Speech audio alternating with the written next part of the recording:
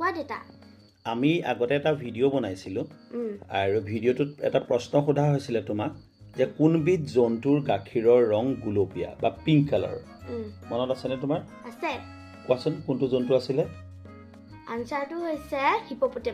হিপোপটেমাছ বা জলহস্তী হয়নে হয় আজি তুমি মোক ক'ব লাগে কোনবিধ জন্তুৰ গাখীৰৰ ৰং ক'লা কোৱা আফ্ৰিকান ব্লেক ৰাইনো উত্তৰটো তোমাৰ শুদ্ধ হৈছে গম পাইছেনে হয় আফ্ৰিকান ব্লেক ৰাইনো বা আফ্ৰিকাৰ যি ক'লা গড় তাৰ গাখীৰৰ ৰং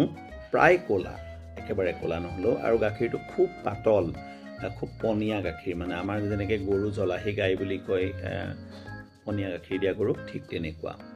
আৰু এতিয়া এটা প্ৰশ্ন উঠিব পাৰে যে কোনটো গড়ৰনো ৰং বগা আচলতে সেই গড়টোক আফ্ৰিকান ব্লেক ৰাইনো বুলি কোৱা হয় সেইকাৰণে আফ্ৰিকান ব্লেক ৰাইনো বুলি